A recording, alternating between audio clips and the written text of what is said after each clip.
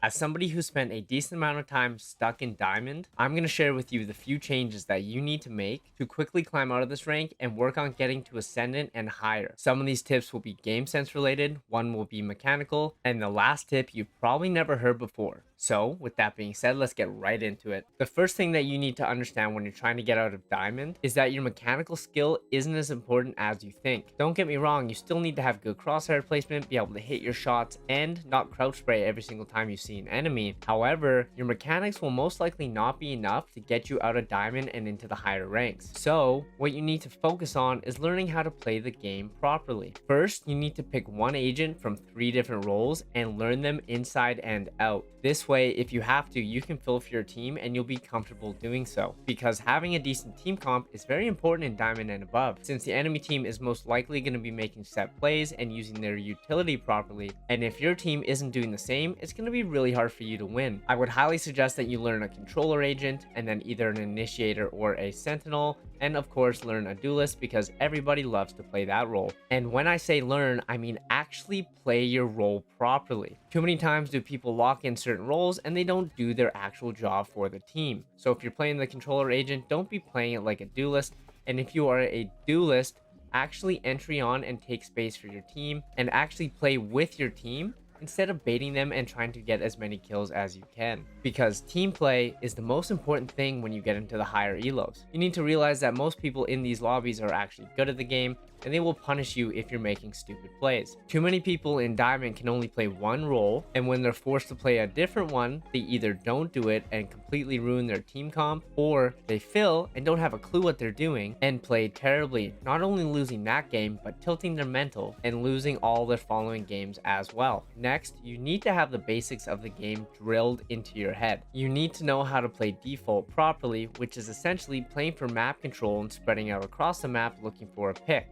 And depending on if you get a pick or if you die, you can decide what you need to do moving forward to try to win the round. You also need to understand the economy system and learn to buy with your team. That does not mean force when no one else is because you think you're the shit, and it sure as hell doesn't mean not buying Spectre and full armor when you win the pistol round. I know that seems like common knowledge, but a lot of people still don't do that. And these little mistakes can cost you a lot when you're playing. You also need to know how to play given the situation that you're in. So if you were on a stronger buy, you probably shouldn't go and lurk mid, die, and give the enemy team a better gun.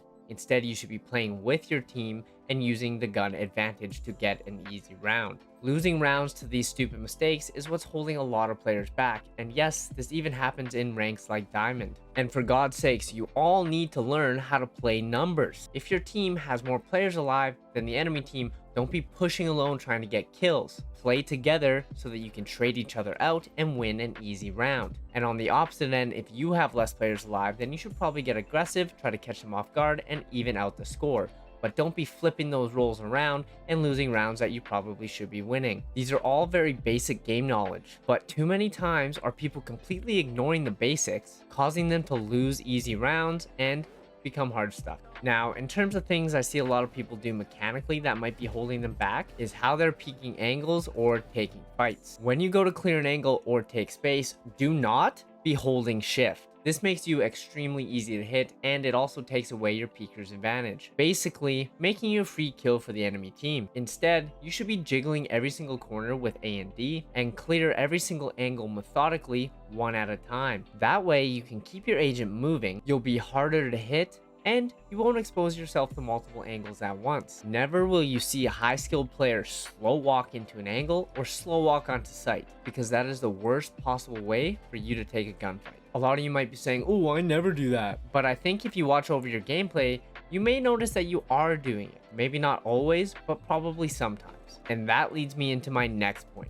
You should start VOD reviewing your games. Listen, I know it sounds tedious and boring, but the best way for you to learn is from your mistakes. Usually when you die in game, instead of sitting there and thinking about why it happened, you'll get upset, yell into the mic, and then just go on autopilot and watch your teammates. Or even worse, you'll pick up your phone and scroll through TikTok, which by the way, never do that because it completely destroys your focus and it's gonna make you play a million times worse. So the best possible thing for you to do if you've been losing a bunch of games in a row is to record one. That way you can watch it over when you're not playing and you can actually analyze what's going on. Make sure when you're doing this, you're paying attention to why you died, what you could have done better, your utility usage, your communication with your team, how you're playing with your team, and your positioning in each round. People will pay a coach to VOD review their games for them and tell them what they're doing wrong, when in reality, if you're in Diamond, you can look over your own gameplay, see the brain dead stuff that you're doing, and